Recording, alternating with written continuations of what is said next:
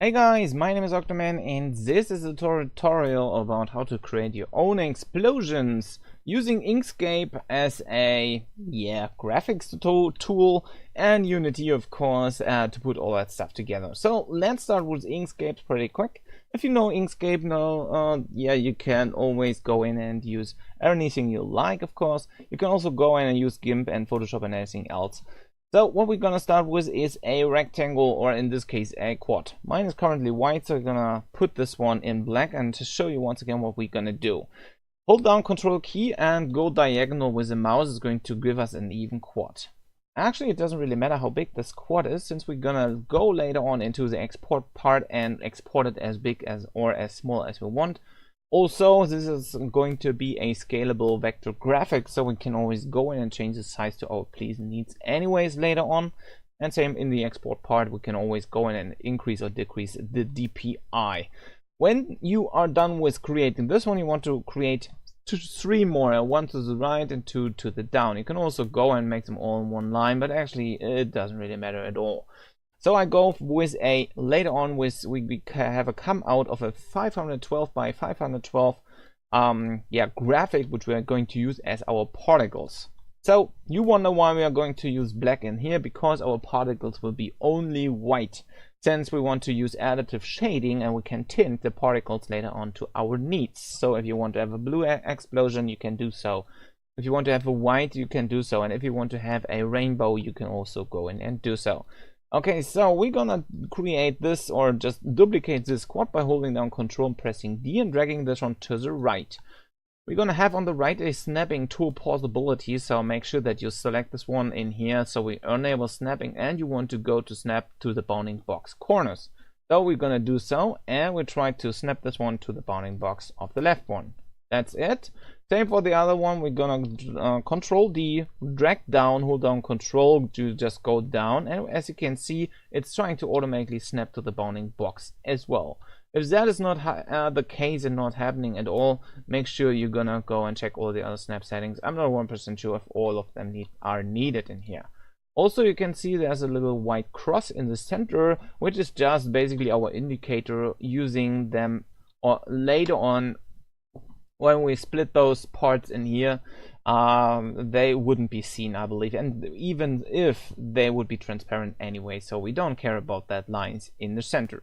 So we have now a big quad in here. Again, the size does not matter at all. We just want to make sure that we have 4 of them. You can also go and just create one, but maybe you want to use them as this one, since we want to arrange the pieces according to that specific quad. So we can always go in and center all the pieces we're gonna create. So there are 4 pieces, of course, we want to create. The first one is a ray. The second one is some kind of spark. The next one is going to be let's say the middle, so somehow the hot area, and we're gonna have some smoke. Okay, so let's start easy. At first, we're gonna create a little shape, which is going to be a circle. Hold down Control and Shift is going to make you able to drag diagonal and have an even spaced circle. So once again, hold down Control and Shift to go from the center and go diagonal from wherever you came from to have an even circle. Okay, the size of the circle basically does not matter, as long as it is not higher or bigger than the quad in here. So I would say you just keep a little distance to the corner and to the border as well. So maybe this should be a good shape. Select them both. So we're by holding down the Shift key and go to the Align tool in here. So Align Distribute Objects. So we want to align them vertically and horizontally, those 2 objects. So the quad and the circle. So this one is now in the center. Now we want to create a little effect, which is actually producing our rays later on. So this is going to be rather small, created, and grow bigger and then disappear. So some kind of ray, some from supernovas or something. I believe you know later on what we are going to create.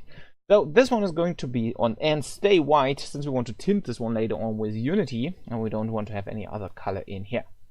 So we now choose the gradient tool and go to radial. So we're gonna create a radial a radial effect, let's say. What we want to do is we want to change this one to be transparent later on, and this one, the outer point, which is represented by those 2 points, to be full white. So what we do is we can at first go and double click fill, and we'll automatically update or create this one in here or show us that particular window. We increase alpha to 255, so it's going to be 100%. It doesn't really matter in which color part you are working. You can use RGB or even HSL. I usually use HSL when I do stuff like this, but it doesn't really matter at all. Make sure your opacity is 100% on the complete circle as well. And now we're gonna select the center point in here. We're gonna reduce the alpha to 0, so we see the black in the center. Also, since this is rather long, we want to reduce it a bit. So I select or double click on that blue edge once, and I create a little new color node. What I want to do is I want to reduce alpha in here as well, which just gives us the rest, which is going to be, well, yeah, our newly array in just a moment. What you also want to do is, as you can see, it's not even in the center or not close to be in the center. So you might want to go in and take the point and change it or drag it to the position where it has to be, or almost has to be, so it's looking like an almost even ray shape. If you want to go into that shape and add some more, let's say, wobble effects or something in the area in here, or cut out some things, you're always, yeah, free to do so. I will not go into this for now, because this would be just a lot of time consuming in this case. If you want to have this ray now a bit more dense or thicker onto the outside, you can always take this little dot where the empty or the transparent color is going to be and just drag this one out. Make sure that all of the dots are going to be white, otherwise there can be a weird effect inside later on as well. Okay, so let's go now to the spark. Actually, it doesn't really matter where you paint the spark. You can also put the spark in here or there. It doesn't really matter. We just later on need to remember this. So what we do is we make some kind of spark in a shape of a drop. So this is what we are producing, which is flying from the center pretty quick outside and showing there's something exploding, of course, which is giving us some kind of debris. Well, you can also go in and create debris, but well, just keep in mind to keep it simple for the moment while you're learning all that stuff. While using the busy draw and line tool, I can always go in and paint some shapes of my needs. You can also go in and create something like this. You can later on go and recreate them new and so on and so forth. So it's up to you. So once you're done with creating the shape, by right clicking, you want to make sure that the fill is of course white, and by holding down shift and that little cross in the bottom left in here, that you have no outline, so no stroke. Also, you want to blur this one to the outside, so it's going to look a bit more nice. If you don't like that cornered angle in here, you can always go and use the edit past nodes tool, select the node in the center and make this one symmetrical. So, and hold down control and drag this one out, so it's looking more and more like a drop. So now what we want to do is, of course, we want to blur this particular object once again to our needs. It can be more, it can be less, it's up to you what you want to have and what you create later on. Also, what you want to do is you want to select them both. So once again, go to align and align them vertically and horizontally, so related to each other in this case. So next one is we want to have a little glow object for the center, so which is showing us the heat point of the explosion. So I just hold down Control key and Shift and drag a even, or hopefully even, circle outside. If I'm not able to do so, there's somehow our opacity gone. I go to fill and stroke and put alpha 1 to 100% once again. If you have the same problem, of course, go in and change this one to to be back, and I drag this one even once again. So from the center, put this one maybe in some lower shape in here. I want to make sure that those shapes once again are aligned to each other. No, that was wrong. But using the path, vertical and horizontal alignment, and I want to blur this one a lot. So going back to fill and stroke and put a nice hot blur in the center. So that's everything for our heat point, and the last one is going to be smoke. Smoke can be created in rather 100% possibilities, I would say, according to whatever shapes and whatever, let's say, filters we are going to use. So once again, we need to be or stay in this part or in that quad. I create some, let's say, clouds. So means I create one particular object which is representing my smoke later on. So I create a lot of circles and put them somehow how a cloud, let's think of a comic cloud or something, which is looking maybe like something like this. As you can see, it's well rather not so nice. Maybe if you're unhappy with it, you can always go and reduce stuff here and there, and that's basically everything in here. I go and select them all. I go from the outside and try not to get the outer box in here. This is only happening when I go from a bit over this one, so I get the other part as well. If you have selected the other one, of course, hold on Shift and get rid of it. Now we go to Path Union. So this is now one union shape. Once again, go and select them both with holding down Control, no, Shift key, and make them horizontal and vertically aligned. Select the shape once again, and we go to Filters, and the one we are looking for is Overlays. You can play around with all the filters you can fill or find in here. I will go and use Noise Fill. Also, what you want to do is you want to activate Live Preview. And as you can see, this is going to be a rather interesting shape. Also, what you want to do is when you have some weird color in here, maybe some, I believe it starts somehow like this, or maybe a bit darker bluish, make sure you reduce it to completely black. That's important, and we need to do that in here. Okay, so what we also can do is you can always play around with all the settings in here for variation, for erosion, horizontal and vertically, frequency, and even you can go and use turbulence if you like to, but I don't think so. So you want to use fractal noise, and you can always go in and increase and decrease the horizontal and vertical frequency. In my case, it's something around 20, if it lets me. Double click 20, so it's, well, let's say high enough. Same for the vertical, I decided to use 40. You can use your own, or you can use more or less. And as you can see, complexity is just bringing down everything, so you want to have full complexity for more details in the center. Same for variation, you can always go in, this is some kind of seed which you're using, so find a use or let's say nice seed you like. And then just go in and use it. I just use variation 1, and you can also go into the delineation, which you see is going to give us more or less details in the smoke, or in this case also for how many dense or more dense parts are going to be in here.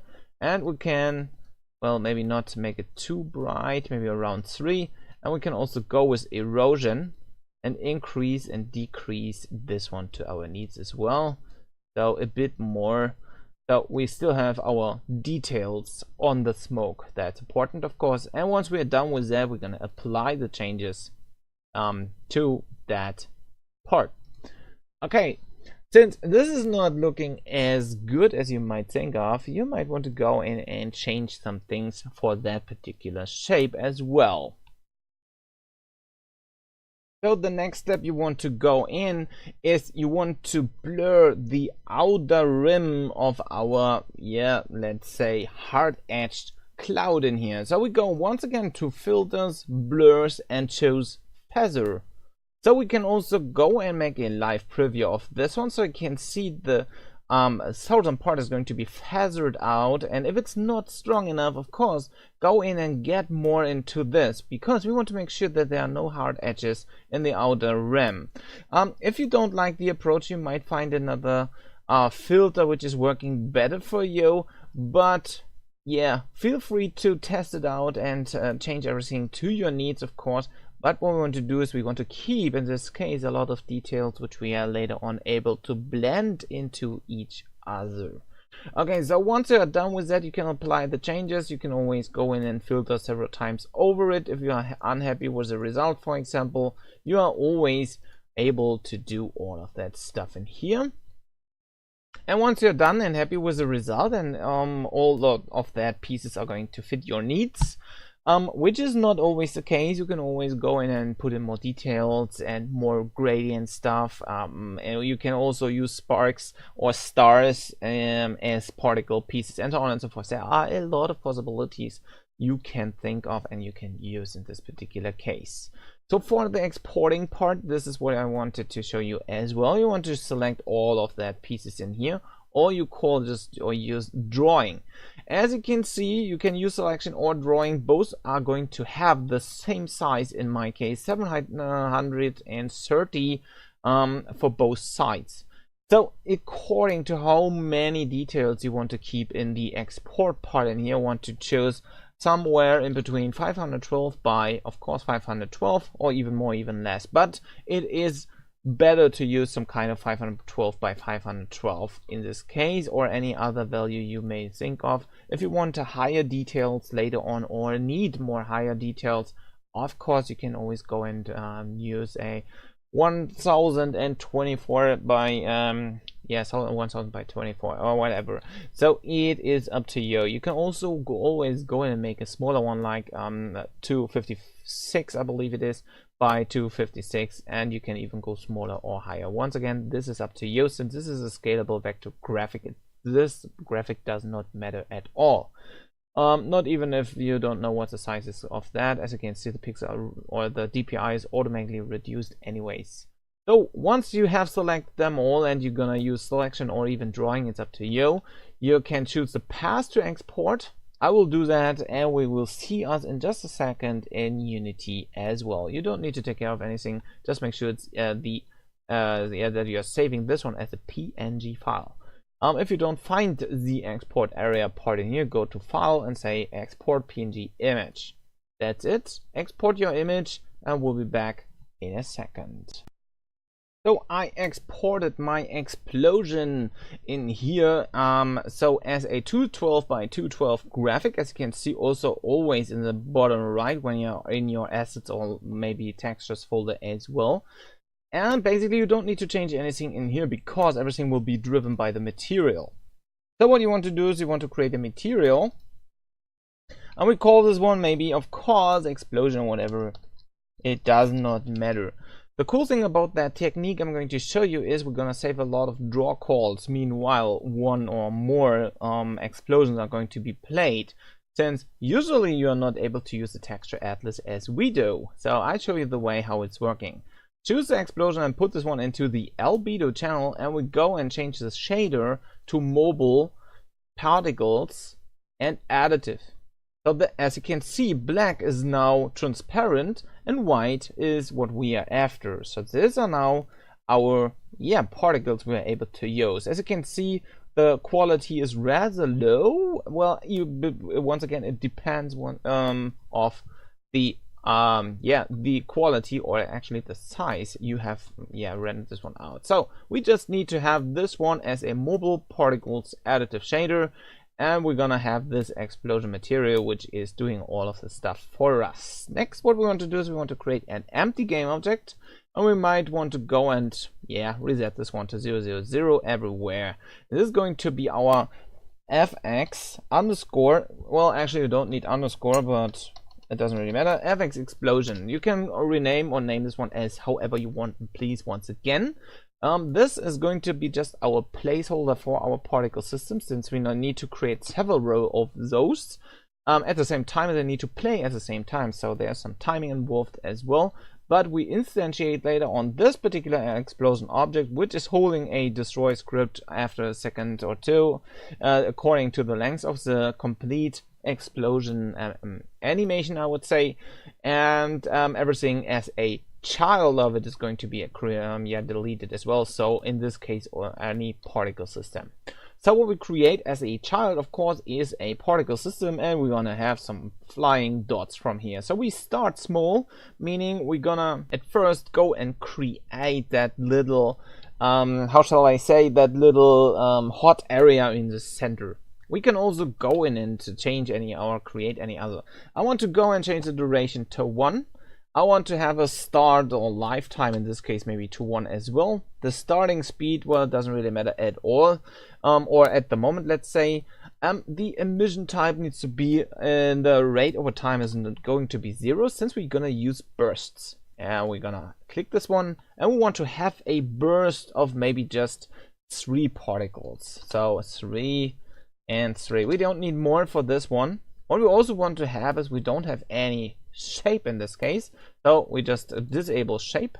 So everything will be just on the spot, and the speed is going to be 0, so it will stay at the position where it is. I'm gonna go in and zoom with the camera just a second so we can see this one in the game view as well. Also, I will change from skybox to solid color so that we see stuff better, and I go and reduce the color to black so we can have a total visualization of this one. So what I want to have is I want to have this one scale up a bit and then disappear. So 3 things are going to be bursted from the center, or maybe we're gonna start a bit smaller in the size. And yeah, where is the size? Starting size over here is going to be maybe 0.2, where over time, over the lifetime basically, we're gonna increase the size to whatever it is. So we go to size over lifetime, activate this one. As you can see, it's starting small and getting bigger. We can always go in and change the size by this particular curve. So maybe we want to have a size of 3 or something like that. So we're gonna have something is coming from the inner part is going out to the outer part.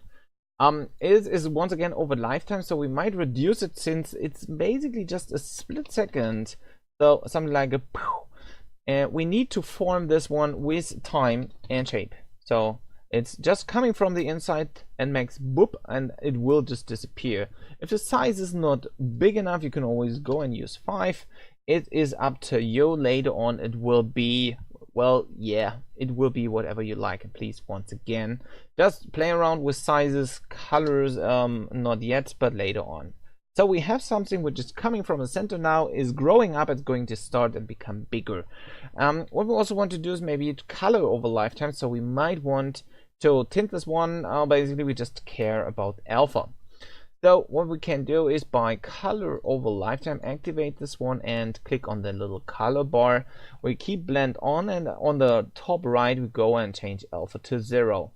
So it's going to have more like a, okay, there's something pretty close, and then it just disappears over time.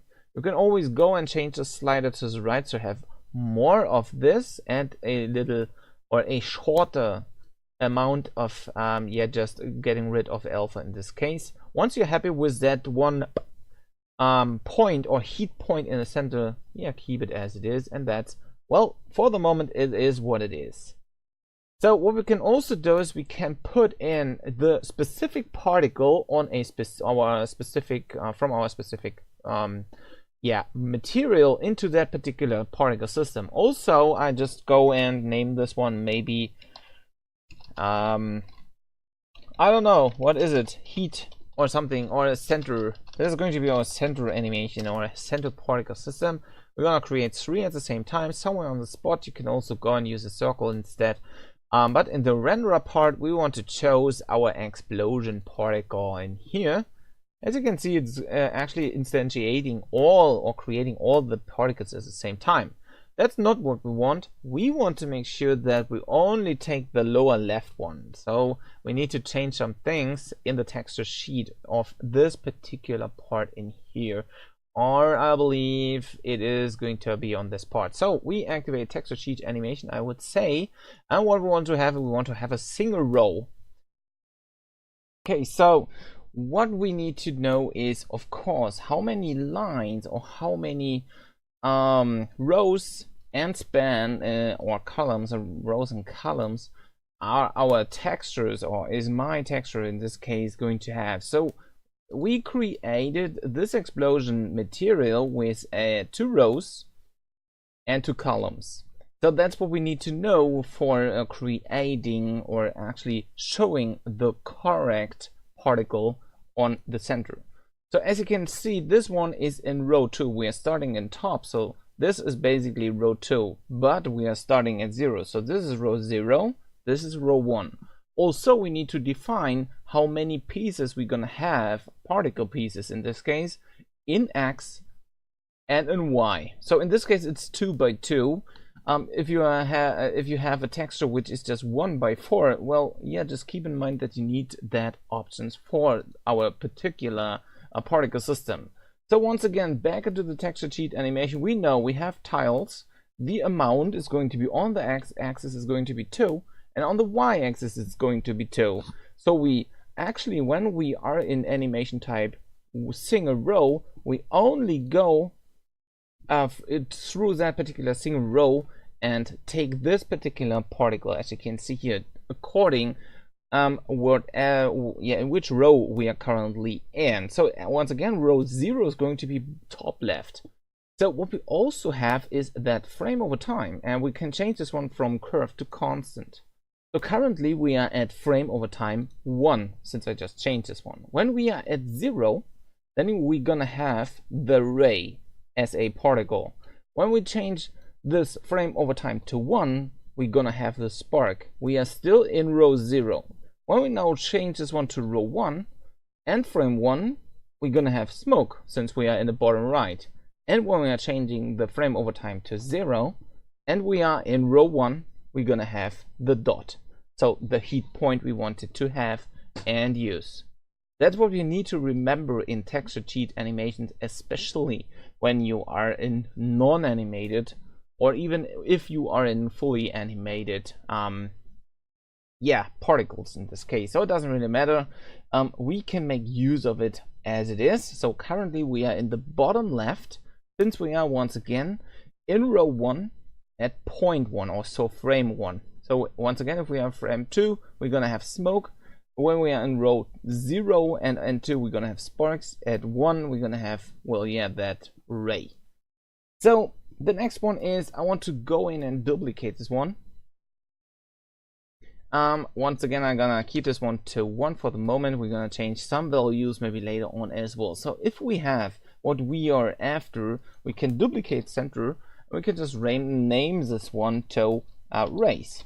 So all the rays which are going to be created from the center outside as well. And we're gonna change, of course, to the texture sheet where we want to be. So once again, we still have the same texture applied. That's what we're gonna copy all of that stuff over. So we don't need to set everything. So once again, our ray is in row 0, since we're starting in the top, and it's going to be at frame 0. So it's going to be now the ray. What we need to change now is, or what I want to change now is the duration, or in this case maybe the lifetime. So it's going to be seen longer. So maybe we're gonna change this one to 0.5, but as you can see, it's going to be slowing out our animation. So we might want to go and keep this a size, but maybe we want to go to size of a lifetime and increase the size of a lifetime from 6 to maybe 10 or something, whatever we like. So we're gonna have a bigger pop. If you now select both, you're gonna see there's a boop, and we're gonna have the size of the ray. But still the rays are not looking appealing. So what I do is I start a random rotation when this is going to be created. So I want to use 3D start rotation, and I want to randomize that. So random between 2 constants, and I want to rotate between 0 and 360. Same for Y, 0 and 360.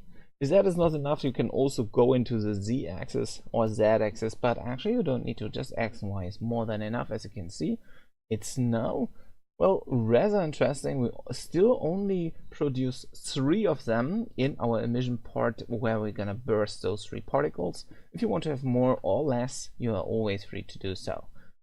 So once again, when we now click and or select them both, you can see we're gonna have the heat point, and we have some that flash.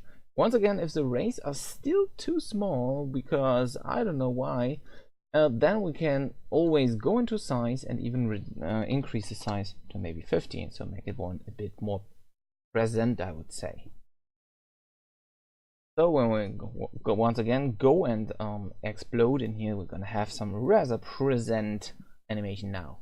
Once again, we can always go back into the color over lifetime and reduce or increase the alpha time in here. For example, we're gonna drag the alpha to the complete left in here, so we're gonna have a longer disappearing transparency, or we can always go in and change that to 50-50, and even in the beginning we would be able to put in some emptiness like transparency as well, even if we don't need to. Well, not for the moment.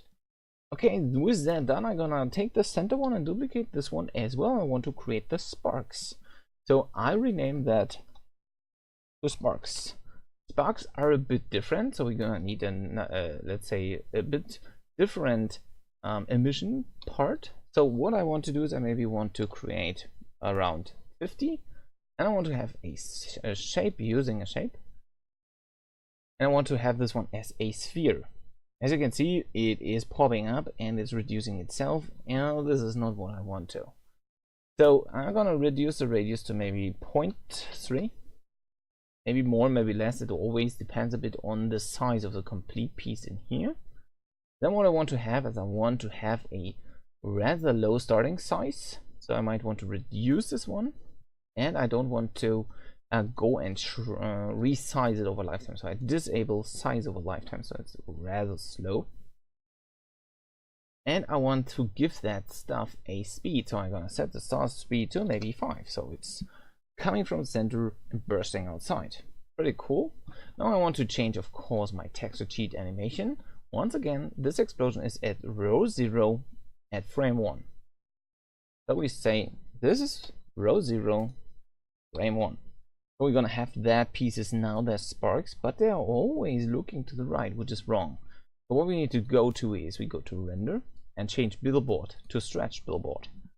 So now the spikes are going to be in the correct direction, as you can see, but the problem is they are wrongly, so they are thick in the center. Let me just pause it. Thick in the center and spiky on the outside. So what we want to do is we want to change the direction.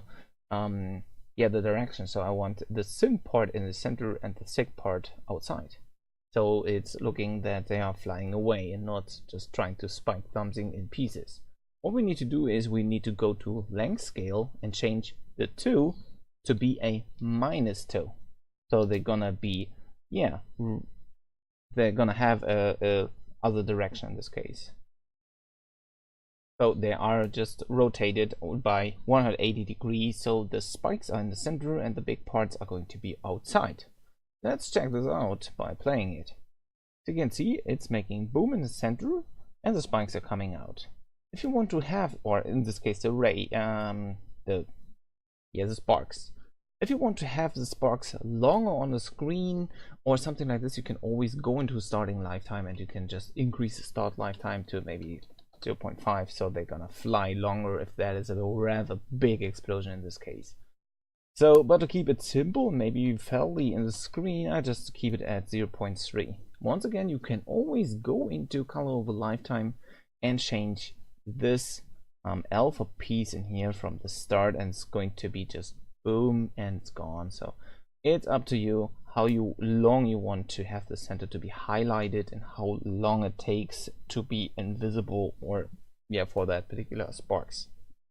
Last but not least, we have a last particle we want to take. In this case, it's going to be our smoke.